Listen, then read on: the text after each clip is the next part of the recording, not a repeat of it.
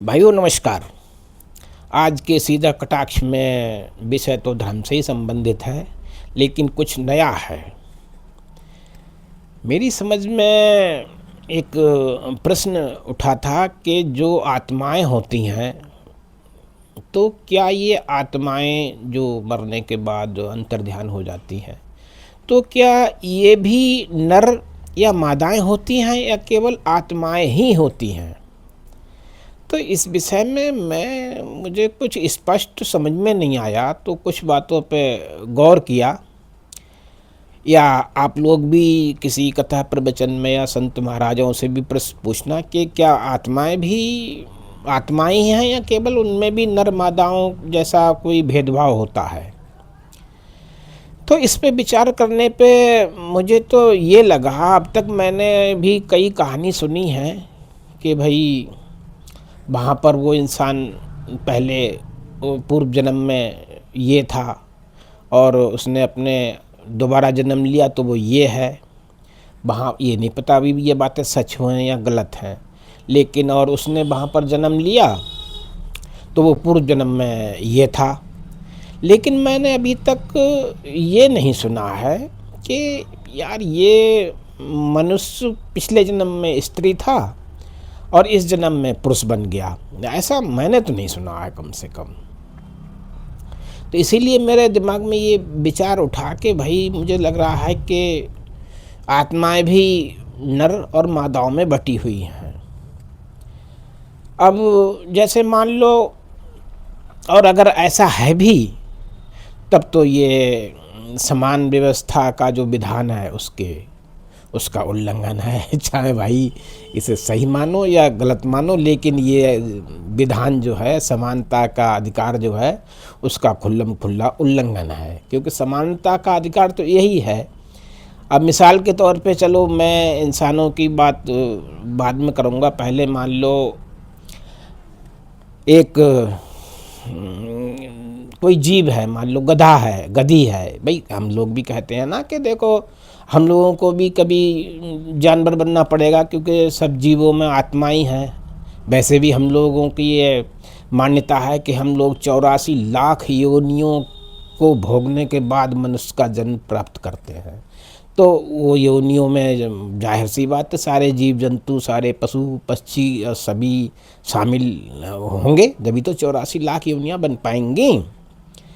तो अब मान लो मतलब प्रश्न ये उठता है कि अगर मान लो कोई गधा है, वो गधी को दुलत्ती मार मार के बिना मतलब में ही परेशान कर रहा है, नाजायज उसे परेशान करता है और प्रताड़ित करता है, तो गधी भी सोचती होगी कि कोई बात नहीं, कर ले जितना करना है, अगले जन्म में मैं तुझे बताऊंगी कि कैसे बदला लिया जाता है या कैसे तू मेरे साथ में मुझे परेशान कर रहा है, तो ऐसे मैं भी परेशान करूंगी।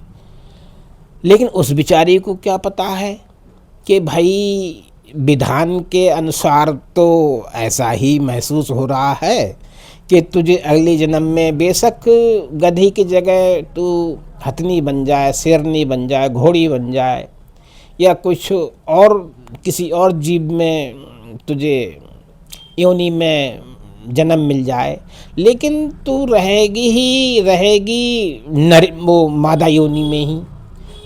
तो फिर वो बेचारी कैसे उससे क्या बदला ले पाएगी, और क्या ये समानता का अधिकार हुआ? मुझे तो नहीं लग रहा ये समानता का अधिकार हुआ। अब इससे ये बातें साबित क्यों होती हैं कि अब मान लो जैसे कि महापुरुषों को ही ले लो, साधारण इंसान में तो ये मैंने देखा नहीं है, लेकिन अब जैसे कि मान लो अपने श्री कृष्ण जी थे, तो वो सभी कहते हैं कि वो त्रेता युग में श्री राम थे। तो इसका मतलब ये है कि उन्होंने भी नर योनि से नर योनि में ही प्रवेश लिया। अब उनके भाई थे श्री बलराम, तो ये कहते हैं कि बलराम जो थे वो पूर्व अवतार के लक्ष्मण जी थे। उन्होंने भी नर से नर योनि में ही प्रवेश लिया। अब बताते हैं कि लक्ष्मण जी जो राम जी के साथ अवतरित हुए थे वो शेषनाग के अवतार थे, तो वो भी नर से ही नर में अवतरित हुए। तो इन सब बातों से यही साबित हो रहा है ना कि भाई ये लोग जो है, मुझे तो यही लग रहा है कि नर को नर का ही वो शरीर मिलता है, मादा को मादा का ही शरीर मिलता है। अब एक इसमें विधान और मतलब एक बात वर्णन और भी किया जाता है कि जब श्री कृष्ण अपने कंसवध करने के बाद में जब अपनी माता श्री देवकी के कारागार में पहुँचे जहाँ वो बंदी थीं, तो उनको मुक्त कराने के पश्चात तो उनकी माता ने श्री कृष्ण जी से कहा कि हे कन्हैया, आपको मेरी याद 14 वर्ष के बाद आई। आप पहले भी आके मुझे मुक्त करा सकते थे। तो श्री कृष्ण जी ने विनम्र होकर उनसे कहा कि माता, आपको शायद ज्ञात नहीं है, आप पूर्व जन्म में माता कैकेयी थीं और आपके वचनों के द्वारा या किसी भी पिताजी के वचनों द्वारा, लेकिन उसका कारण तो आप ही थी। आप ही के कारण मुझे 14 वर्ष का वनवास हुआ था, तो उसका भुगतान तो आपको इस जन्म में, ये जो आपने 14 वर्ष कारावास में बिताए हैं, ये उसी का फल था पिछले 14 वर्ष का। तो यहाँ पर भी ये बात सिद्ध हो रही है कि जो कैकेयी थी वो देवकी के रूप में उन्होंने दूसरा जन्म लिया या अवतार लिया। तो यहाँ पर भी यही बात साबित हो रही। तो भाइयों, इससे तो यही साबित होता जा रहा है कि ईश्वर ने विधान में दोनों को बराबरी का दर्जा नहीं दिया है। अच्छा, एक वर्णन और भी मिलता है, वो भी महाभारत काल का ही है कि शायद ईश्वर ने एक बार इसको बदलने का भी प्रयास किया था कि भाई कैसे मादा को नर के उसमें प्रवेश दिलाया जाए। जैसे कि आपने सुना ही होगा कि काशी नरेश की 3 पुत्रियां थीं,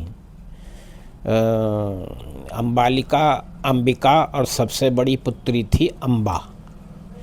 तो ये स्वयंवर में जब स्वयंवर में वर के लिए मालाएं हाथ में लिए खड़ी थीं, उसी समय भीष्म पितामह वहाँ पधारे और बलपूर्वक उन तीनों जो उनकी राजकुमारी थीं उनको वो लेके हस्तिनापुर आ गए। अब हस्तिनापुर आके सारी जो भी वृत्तांत हुआ वो हुआ। अम्बा ने उनके आगे, श्री भीष्म पितामह के आगे शादी का प्रस्ताव रख दिया। तो वो तो ना मतलब विवाह करने का वचन ही दे चुके थे कि मैं कभी आजन्म कभी विवाह ही नहीं करूँगा। तो इससे क्रोधित होकर अम्बा ने वहीं सौगंध खाई थी कि चाहे मुझे जन्म पे जन्म क्यों ना लेने पड़े, लेकिन भीष्म जी आपकी मौत का कारण मैं ही बनूंगी।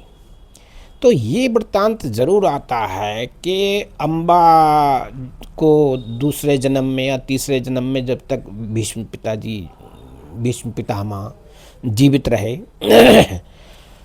तो उनके लिए नर योनि में प्रवेश दिया गया था शायद। इसीलिए फिर वो शिखंडी के रूप में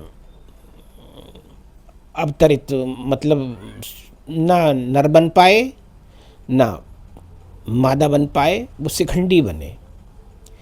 तो जिसकी वजह से, उन्हीं की वजह से श्री भीष्म पितामह का वध भी हुआ था। तो इससे ये साबित होता है कि श्री प्रभु ने शायद प्रयास तो किया, लेकिन वो प्रयास भी अधूरा ही रह गया। वो ना नर बन पाए ना मादा बन पाए, और वो शिखंडी बन के रह गए। तो इन सब बातों से तो यही सिद्ध हो रहा है कि बराबरी का जो संविधान या विधान है, उसका क्या ये उल्लंघन नहीं है। अब मैं ये नहीं कह रहा हूँ भाई कि ये क्यों है, कैसे है, क्या पता ये जो बातें हैं हम लोगों के द्वारा, हमारे जो पूर्वज हैं या संत महात्मा हैं या कथावाचक हैं या जो भी हैं, उनके द्वारा रचित की गई हैं या बिल्कुल सत्य हैं। लेकिन ये बात तो साबित होती जा रही है कि नर को नर की ही योनि में प्रवेश मिलता है और मादा को मादा की ही योनि में प्रवेश मिलता है। तो बाकी आप भी विचार करो, और कहीं अगर आप ज्ञानी पुरुषों के संपर्क में आओ, उनके सत्संग में जाओ, तो उनसे भी ये प्रश्न रखो, देखें वो इसका क्या आपको क्या उत्तर देते हैं और क्या समाधान निकालते हैं। तो भाई मेरी समझ में तो आज फिर यही विषय आया, तो मैंने आपको रख दिया। और अगर ये ऐसा है तो मेरी नज़रों में तो ये उचित नहीं है। भाई बराबरी का अधिकार तो होना ही चाहिए। मान लो हम इस जन्म में कुछ हैं तो हमेशा हम नर ही बनते रहेंगे, या मादा हैं तो वो हमेशा मादा ही बनती रहेंगी। ये तो फिर कोई बात हुई नहीं। तो ठीक है साहब, फिर मिलेंगे किसी नए विषय के साथ। विषय तो जैसे भी हैं उल्टे सीधे, कुछ ना कुछ विषय तो सोचने ही पड़ते हैं, लेकिन कुछ तर्क है इसमें, कुछ इस तरह की, मतलब बिल्कुल ही बकवास नहीं है, ये भी सोचने का विषय है।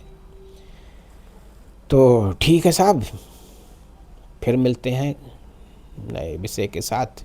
तब तक के लिए जय श्री कृष्णा, जय भारत, जय हिंद।